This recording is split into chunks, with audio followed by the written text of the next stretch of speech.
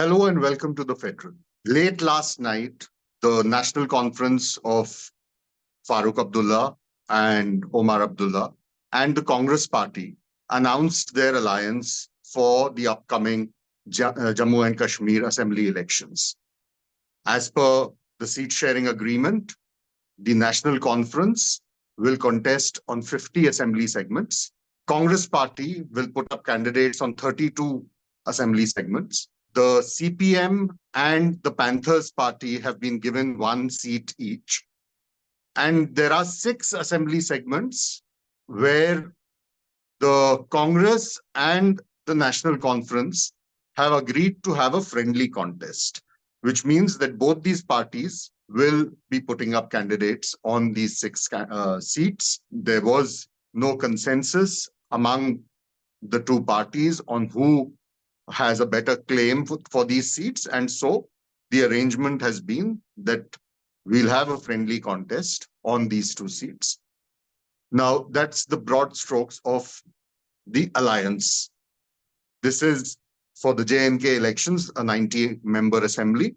The only alliance as of now that has announced its seat-sharing agreement. The BJP has said that it's going into polls without any allies, but there are discussions of and there are speculations of parties, small parties that have mushroomed in Kashmir over the last 6 years, ever since Article 370 was abrogated. And there has been speculation that these parties have been propped up by the BJP, because most of these are parties in the valley where the BJP has never had any presence and has always found it difficult to make political inroads. And so the general perception is that parties by leaders, Kashmiri leaders like Sajjad Lone, like Altaf Bukhari, the 2 Kashmiri leaders who floated the Apni Party and the People's Conference, are both, in a sense, proxies of the BJP. And so if in a post-poll scenario, the BJP needs the support of these parties to form a government, then they'll be willing allies in a sense. We all know this is the first assembly election that J&K will face since the abrogation of Article 370 and since the erstwhile state of J&K was bifurcated into Jammu and Kashmir as one union territory and Ladakh as a separate union territory. The J&K union territory of J&K has been given us an assembly. Ladakh does not have an assembly. And so J&K has also been downgraded from a state to a union territory, the first such occurrence in independent India, where a state has been downgraded to a union territory. And so naturally, the main issue, one of the main poll planks of the Kashmir parties, whether it's the National Conference or Mehbooba Mufti's PDP, or even the Congress, the main poll plank for them is statehood, restoration of statehood for J&K. And that is something that these parties have made very clear, that it's non-negotiable. They would have wanted it to happen before the elections, but since that is not something that has been delivered upon by the government, by the central government, they will keep pushing for it. But there is something that's very interesting about the upcoming elections to J&K. As I said, the first elections after the abrogation of Article 370, the first elections after the downgrading of the state to a union territory, and also the first election in a decade, because the last time J&K had an assembly election was in 2014. And then subsequently, President's rule, and then the abrogation of Article 370 and the chaos that followed. The BJP, interestingly, has been saying for a lot of, for a long time, that the abrogation has helped J&K a lot, that after the abrogation, normalcy has returned to the state. A lot of progress has been made. Economic situation in the state has improved. And above all, militancy, terrorism has been brought under control. But then when the Lok Sabha elections happened, there are 3 Lok Sabha seats in the Kashmir division, or rather 2 which are entirely in Kashmir, 1 which also has parts of the Jammu division, the Anantnag Rajouri Lok Sabha constituency. Part of it has portions of the Jammu division, part of it has portions of the Kashmir division. And then there are 2 parliamentary seats of Jammu. The BJP did not contest any of the 3 seats of the Kashmir Valley, the Kashmir division. It only contested the Jammu and the Udhampur Lok Sabha seats, which of course it also won. The general impression has been for some time, or had been rather, that given the background in which these elections are being held, the kind of chaos that one saw in J&K after the abrogation of Article 370, this would be another wave election. And the dominant regional party would have it very easy to win a bulk of the seats in the Kashmir Valley, while the BJP may be able to hold its citadel in the Hindu-dominated parts of the Jammu division.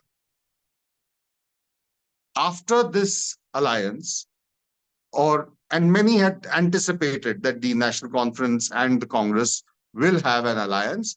The distribution of seats has largely been on predictable lines, with 50 of the seats that the National Conference will contest falling in, a bulk of them falling in the Kashmir Valley.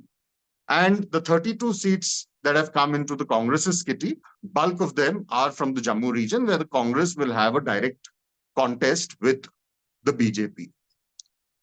In the Lok Sabha elections, the voting patterns showed that you had a very clear division in terms of the voting preference or the preference of the voters for political parties in J&K.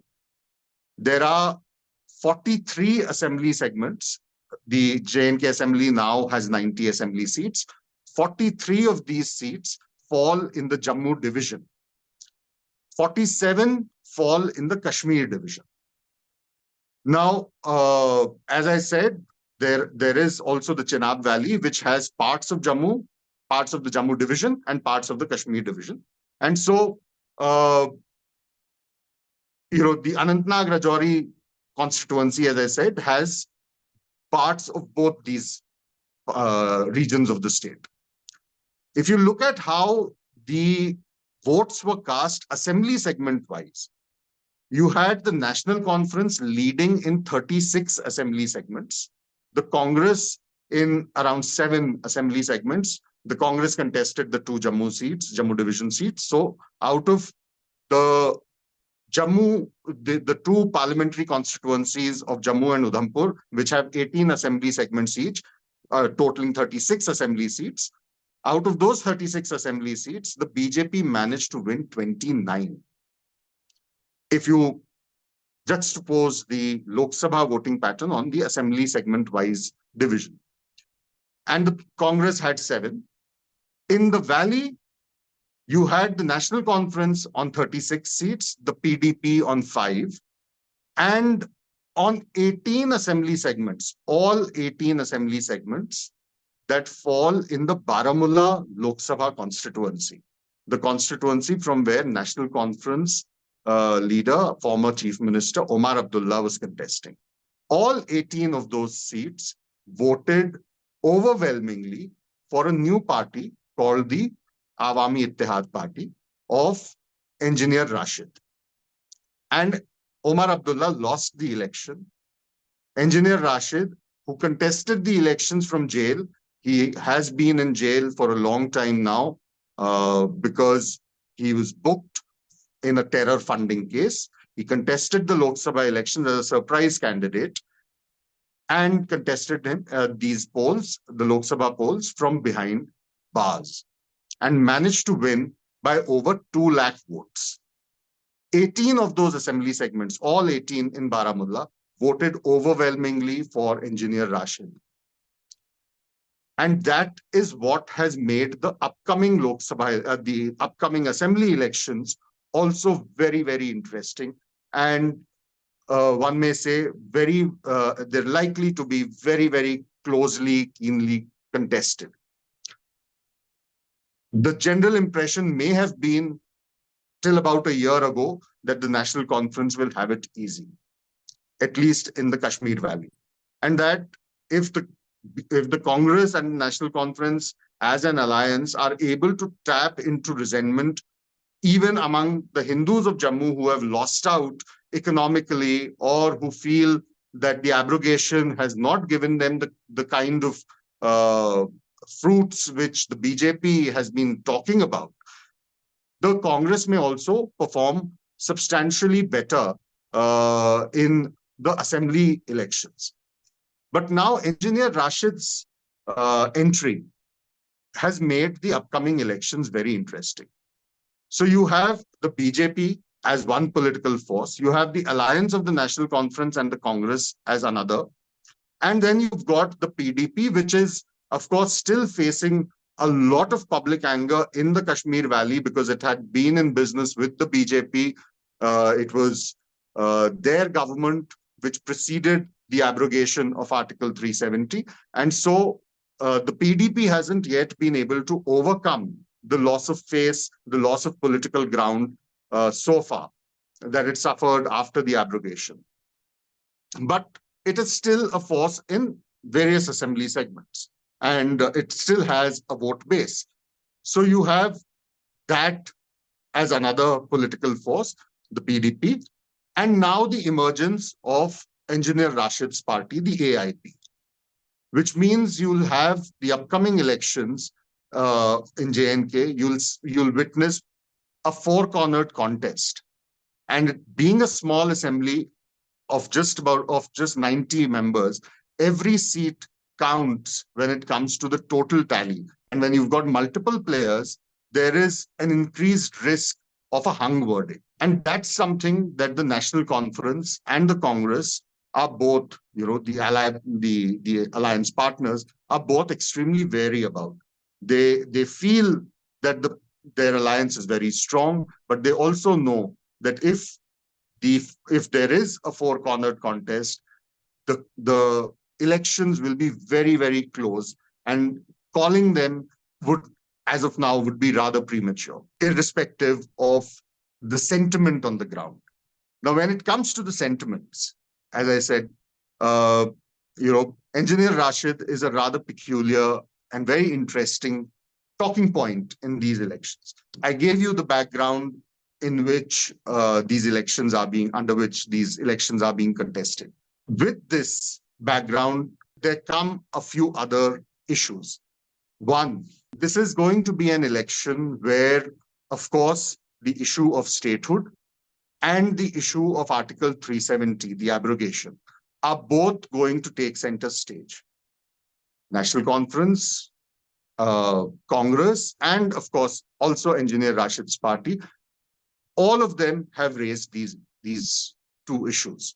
And the future of J&K now, after the abrogation. The second aspect is Engineer Rashid's victory in the Lok Sabha elections and the defeat of Omar Abdullah.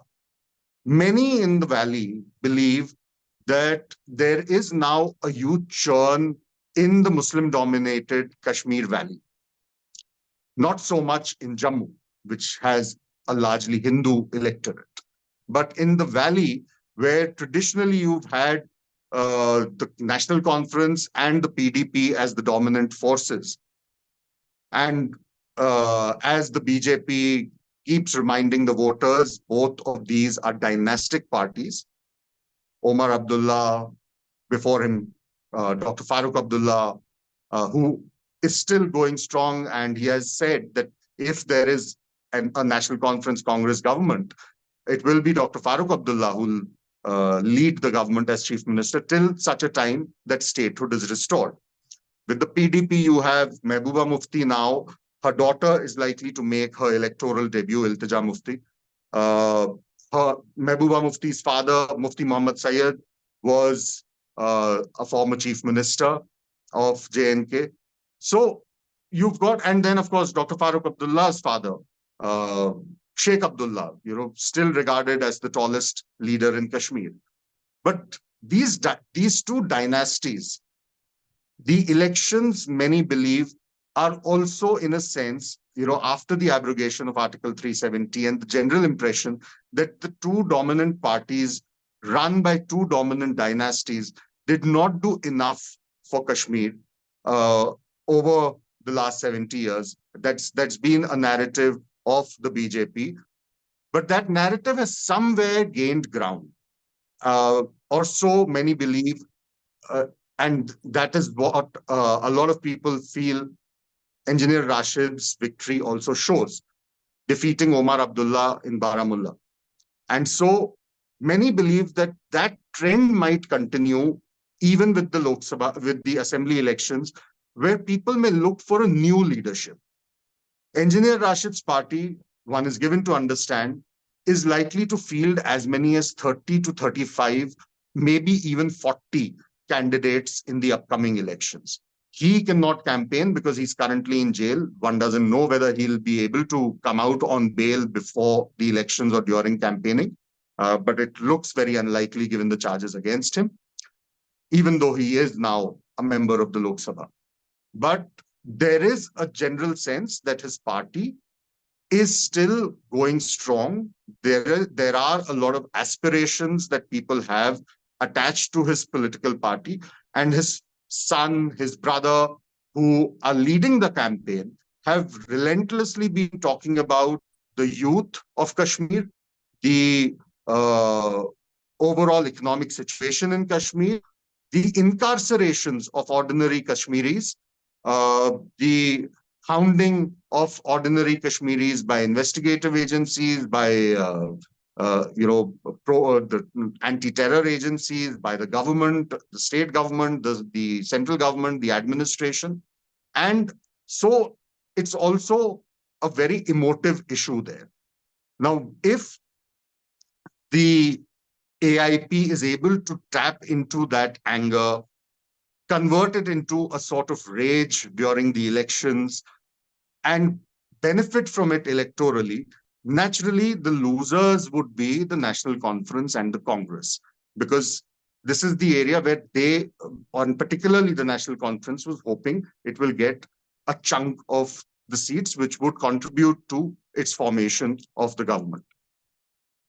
So finally, the ultimate question going into polls, although it's still very premature, the elections are still about a month away, and the results will only be known on the 4th of October.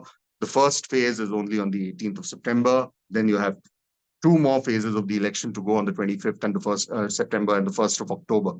But the big question is, after 6 years of the abrogation of Article 370, 10 years since the last assembly elections in J&K, the upcoming elections in the state, despite a seemingly strong alliance between the National Conference and the Congress Party, and despite a strong sense of resistance and rebellion against the BJP in across a large chunk of the 47 seats that come from the Kashmir division, the BJP, despite all of that, whether the BJP remains a force, but is the state as a whole hurtling towards the possibility of a hung verdict again, which would once again throw the reins of power into the hands of the center.